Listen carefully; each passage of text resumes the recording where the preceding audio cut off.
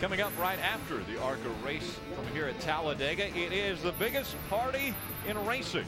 That is trackside. And the guest tonight, Bobby Labonte. You don't want to miss the 2000 Cup Series champ.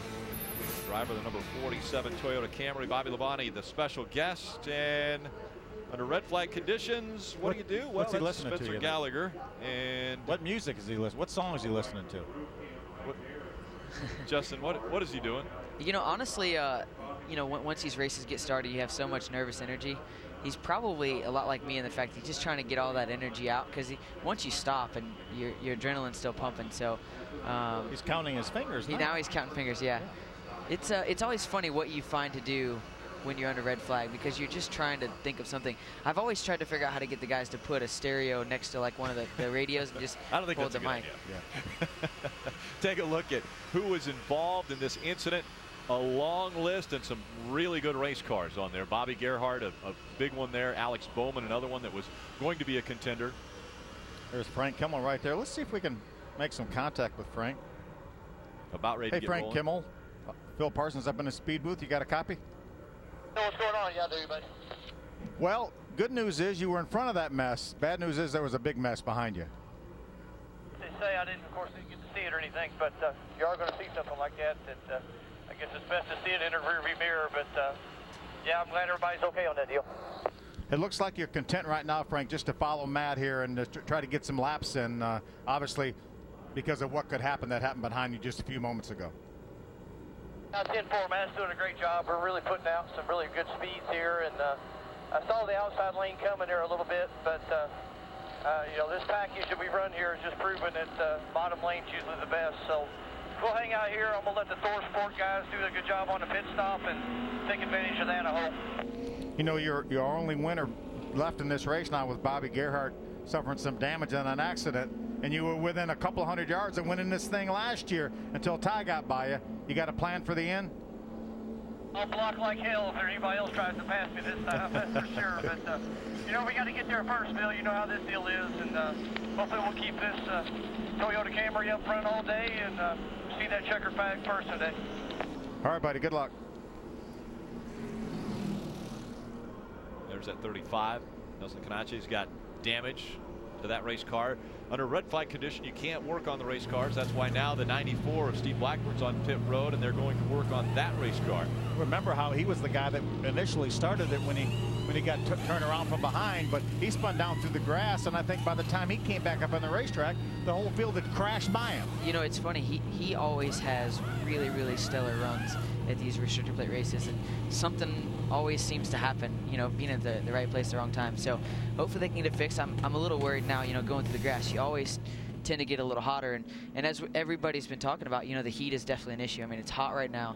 As you said, they haven't gotten the grill tape exactly where they want it, so it's going to be interesting to see how the rest of this race goes here. As you could see, when he was spinning down through the infield, the whole field passing him on the outside and then crashing by him. So I think he may have just very minor damage from going through the grass. But I think this is an opportunity for the guys now when they open pit road to come down pit road, maybe take some tape off if they're running hot, or maybe make some adjustments. We know this is a longer race than Daytona. This is 250 miles. So you know, at Daytona, all bets were off on how far people could go. Bobby Gerhardt was convinced he could pit on lap number 1 and make it the entire distance. But they can't obviously make it from here with 82 laps remaining. The orange cone tweeted me and said, I was checked out in the infield care center. I'll be back. And sure enough, we just saw the orange cone being put back on. How about that? Oh, look, there's all the cousins and nephews and stuff here. You know, one of the things is that, you know, when you're pitting here, these gas guys are going to have to get it full too. Right. And that's going to be a big deal, especially even as early as it is. They're going to have to get it full. And Ray had talked about that earlier in the show. Let's go down and hear from Ray.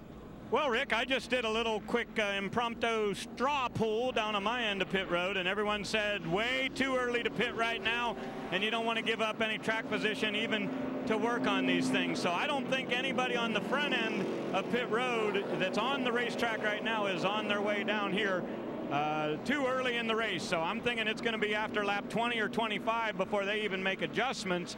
And you need to get to somewhere around lap 40 before you're good to go the distance for the rest of this race.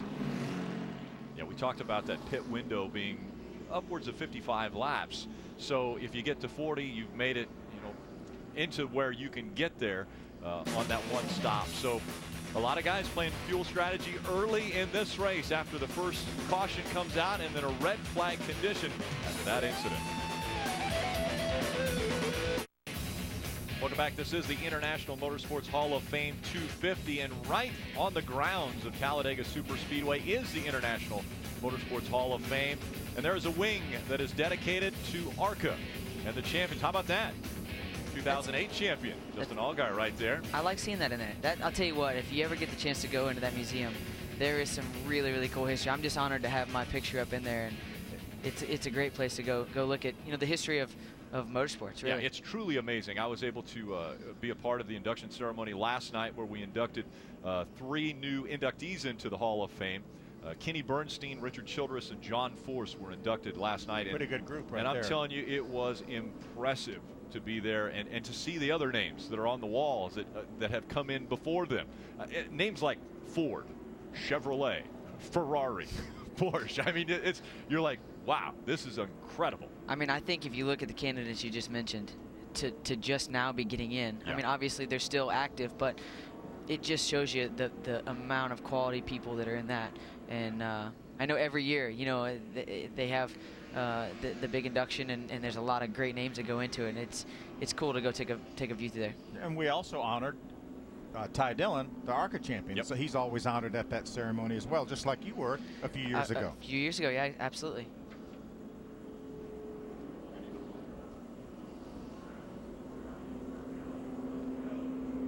Get out in front, didn't come to pit road. Matt Lofton in the 16.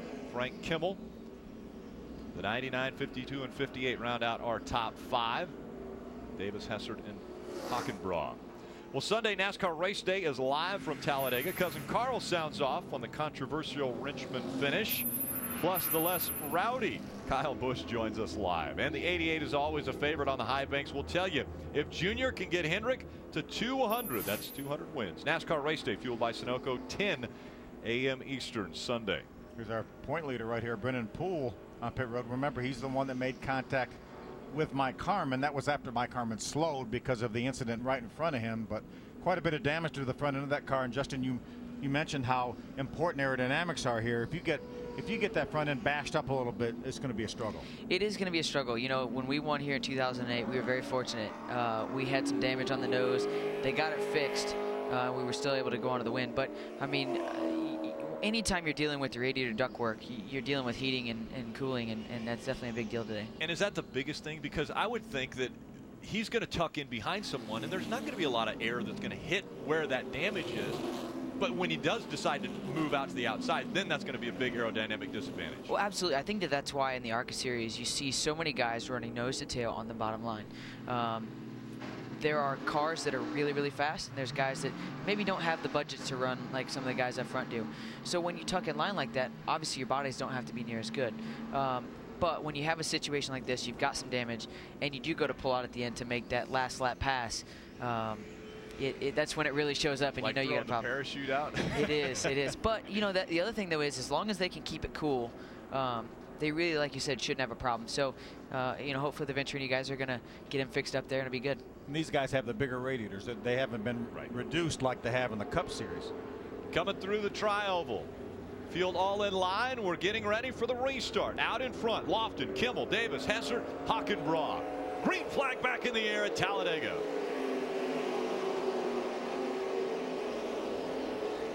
See, nobody wants to jump to the outside. The 55 of Swindell was able to get by. Looked like maybe the 02 car when he moved up just a little bit, gave him a little bit of room. Again, 12 cars involved in the incident that took place on lap 11. And now back under a green flag condition. We talked with Frank Kimmel under that yellow flag condition. Talked about he's content riding behind Lofton right now. And they fan out from fourth back. Saw the 11 car there pull off a pit road. And, yeah, Brett Hudson, he's right in the middle of that now, about 6-7 cars back on the bottom of the racetrack. He's staying right on the bottom. There he is, middle of our screen, as you see the 55 going by. Brandon McReynolds, the 32. A little bit of a run now out of Mikey Kyle as he moves to the outside of that 17 of Chris Buescher, trying to take the spot. He's got some help behind him. That's Kevin Swindell in the 55 car.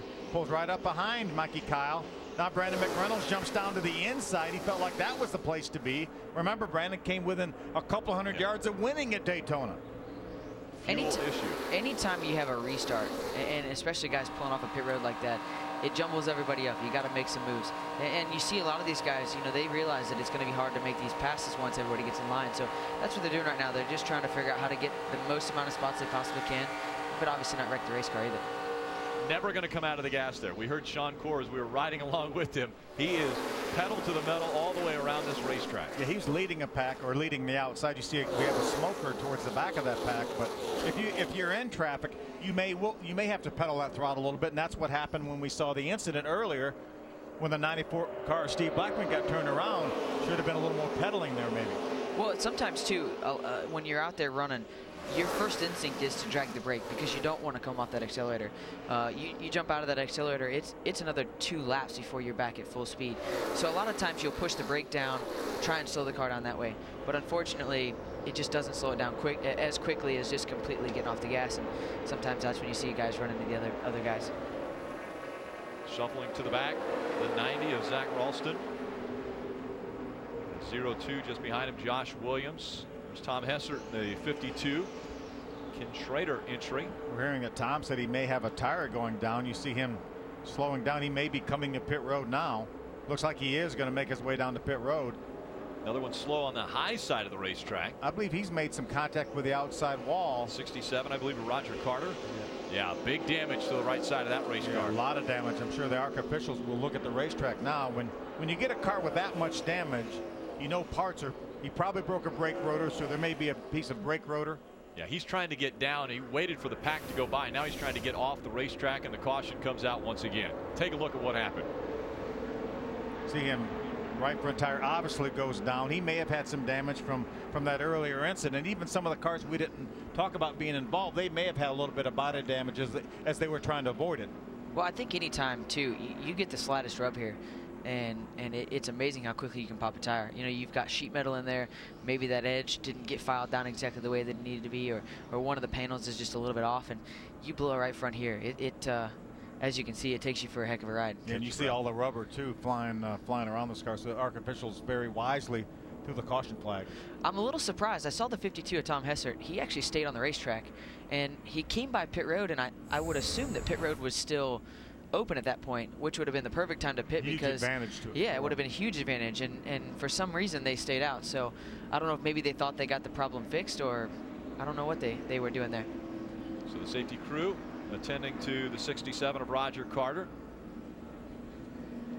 Second caution has come out here at Talladega for the ARCA Racing Series. We've completed 20 of the 94 laps. Stay with us.